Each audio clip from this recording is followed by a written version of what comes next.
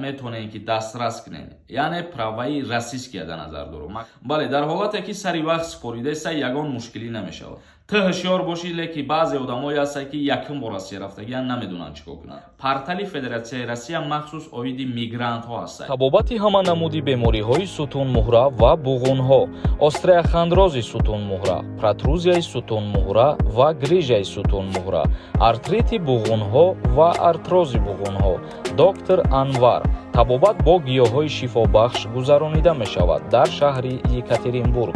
рақамҳо дар рӯи экран. ҳатман аз номи канали мо муроҷиат кунед. ассалому алайкум ба ҳама тамошобинони барномаҳои канали юристиҷаи барномаҳои Сорбон Сафаров.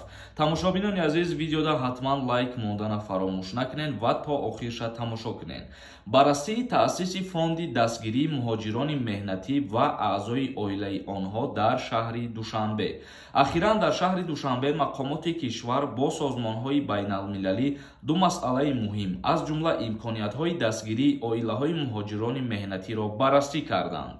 бинобар иттилооти манбаъ, ахиран дар Душанбе таҳти роҳбарии муовини вазири меҳнат, муҳоҷират ва шуғли аҳолии Ҷумҳурии Тоҷикистон Шаҳноза Нодирӣ ҷаласа дар бораи пешниҳоди тадқиқотҳои лоиҳа васеъ намудани имкониятҳои оилаҳои мондашуда баҳри беҳтарсозии натиҷаҳои муҳоҷират дар вилоятҳои хатлон, ки дар якҷоягӣ бо сохторҳои барномаи рушди Созмони Милали Муттаҳид дар Тоҷикистон амалӣ гардида истоданд, баргузор гардид. зикр карда мешавад ки дар ин чорабинӣ ду масъалаи муҳим аз ҷумла дастгирӣ кардани оилаҳои муҳоҷирони меҳнатӣ, ки дар Ҷумҳурии Тоҷикистон вазъи шароитшон бениҳоят дар сатҳи паст мебошад, гуфтушунид карда шуд ва дар ин бора қайд намуданд ки дар ояндаҳои наздик оилаҳои камбизоат ва оилаҳое ки дар сатҳи паст зиндагӣ мекунанд аз ҷониби Вазорати меҳнат, муҳоҷират ва шуғли аҳолии Ҷумҳурии Тоҷикистон кӯмак карда мешавад.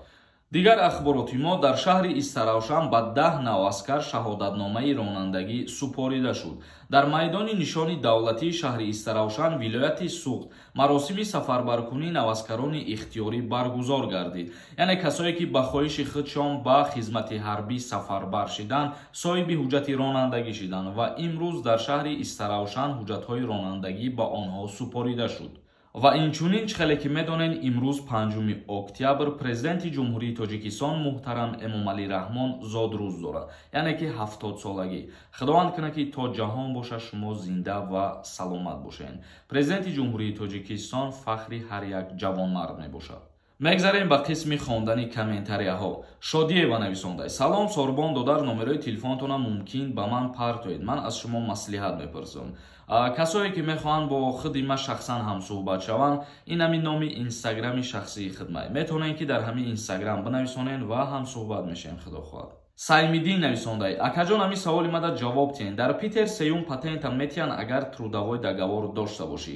бале, мутобиқи қонунгузории Федератсияи Россия аз рӯи трудовой договор то 3 бора бегзаштани граница патент дода мешавад ва баъдан граница мегзарен ҳатман. бобоев нависондаи: салом Сорбон, ман праваҳома Москвада нав карда, метавонам ҷавобашро диҳед ака, илтимос.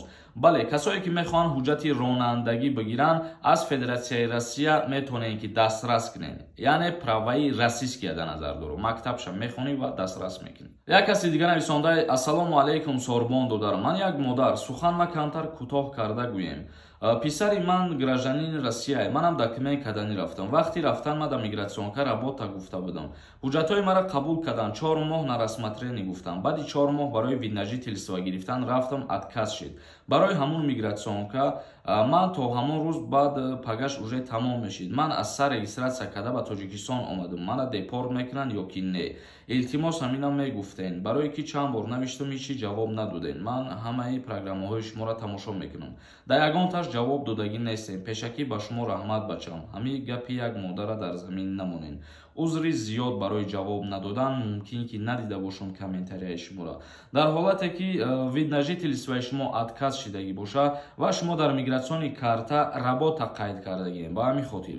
вале шумо дар инҷа гуфтагиед ки регистратсия доштед. дар ҳолати доштани регистратсия шумо вақте ки ба Тоҷикистон омадену дар ҳеҷ куҷо шуморо ҳуҷҷат талаб накарда бошанд, запрет на въезд кардагӣ нестанд шуморо. Комрон Шоев нависондаи: ассалому алайкум брат, конкурс кай сар мешавад, чанд билети дигар мондагиаст? тамошобинони азиз ба ҳаматон як бори дигар хотиррасон мекунам. ҳозираш да 4 рӯз шидае ки конкурси наби мо сар шидагиай, да 4 рӯз 1000 дона билет фурӯхтагием. ҳамагӣ да конкурс 2000 дона билет мебошад. касое ки мехоҳанд билет бихаранд, ин ҳами картаи Сбербанк да сумтона партоен. ин карта ба номи Мунис Хуршедович мебошад. нархи як дона билет 200 рубла дар бар мегирад. ва имрӯзам як аксияи дига мекунем, ба 1000 рубл 10 дона билетон метиҳем. тезтар билет бихарем, билетҳо тамом шаванд. иншааллоҳ ки ҳафтаҳои оянда рӯзи финала аниқ мекунем.